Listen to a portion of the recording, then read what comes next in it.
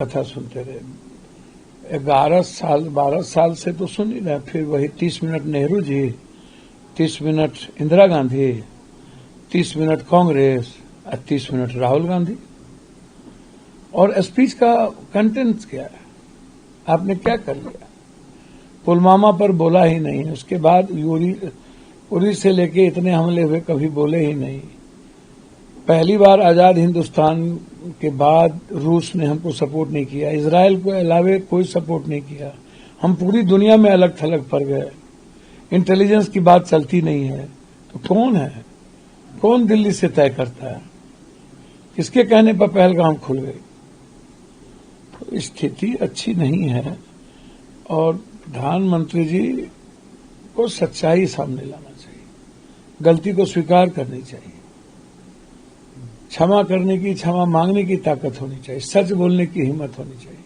अब वो बोलते ही नहीं है कभी। सर, विदेश मंत्री एस जयशंकर ने लोकसभा के समय जब भारतीय सेना चीन से आमने सामने थी, तब विपक्ष के नेता सरकारी विदेश मंत्रालय से नहीं बल्कि चीनी राजदूत से जानकारी लेने गए थे। भैया आप क्या करते हैं? आप तो वहां जाकर के बैठे रहते हैं, किससे जानकारी लेंगे?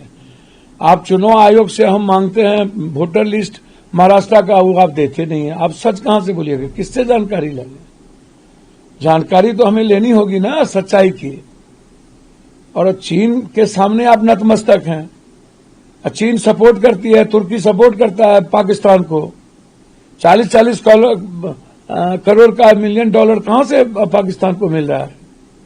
तो अब पाकिस्तान चीन पर बोलने को तैयार नहीं, अमेरिका पर बोलने को तैयार नहीं। हमारा सबसे पुराना दोस्त सब हमसे अलग हो गया, बांग्लादेश, ईरान सब चला गया, म्यांमार, नेपाल हमसे अलग हो गया। तो आपसे क्या पूछा जाए जिनको कुछ जानकारी नहीं? जिस विदेश मंत्री कठपुतली है, रिबोट है, कोई ज्ञान ही नहीं, तो उस विदेश मंत्री से क्या जानकारी लिया जाए?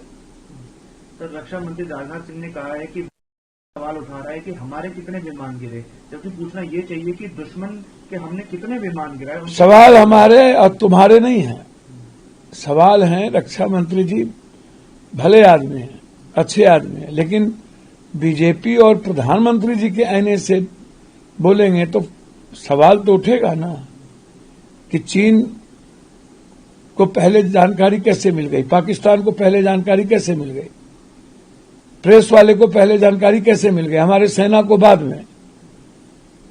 ट्रंप कैसे तय करेगा? हमारे सॉवरन सिस्टम में विदेशी ताकत कैसे आएगी? सवाल ये है, सवाल इंटेलिजेंस का है, सवाल है कि वो तीनों कहां गायब हैं। सवाल तो उठेगा, इसमें कौन बहस है भाई? सवाल तो उठेगा। सच्चाई जानने का अधिकार सबको है। सर, सुप्रीम कोर्ट ने बिहार के तहत प्रकाशित हो रही वोटर सूची पर रोक लगाने से इनकार किया है कल के फैसले। नहीं। सुप्रीम कोर्ट को इंटरप्रिटेशन मत कीजिए। पूरी दुनिया हमारे सर्वोच्च न्यायालय का सम्मान करती है।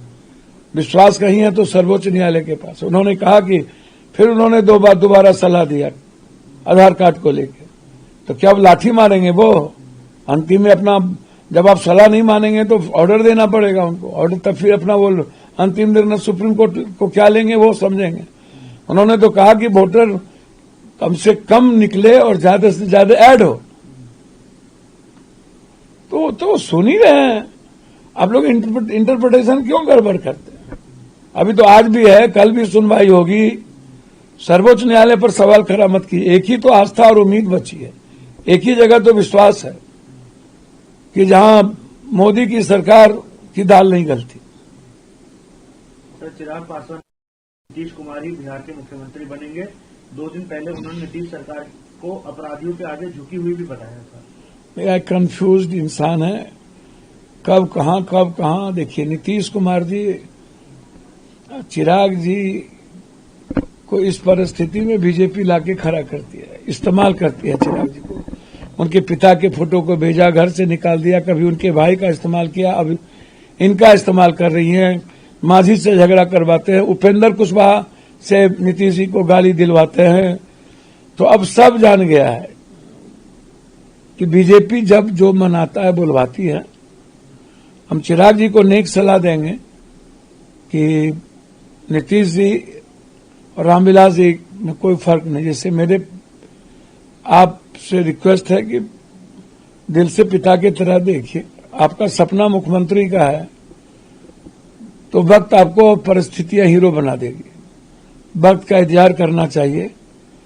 अब बिहार फर्स्ट, बिहारी फर्स्ट बोलते रहते हैं और आप उन्हीं की गुणगान और कथा में लगे रहते हैं जो बिहार का कभी सम्मान नहीं किया। गुजरात से भगा दिया, महाराष्ट्र से भगाती है सरकार, इनकी आसाम से भगाती है, बिहार को विशेष राज नहीं दिया, तो आप उन्हीं के गोद में हैं। तो क्या बिहार फर्स्ट, बिहारी फर्स्ट? तो आप समझिए, जिसने बिहार को सर्वनाश किया, नीतीश जी को, सबको सर्वनाश किया, और उसी से अब बिहार की उम्मीद करते हैं। तो चिराग जी समझे, लेकिन हमारी नेक सलाह है चिराग जी को कि बिहार के बारे में सोचिए।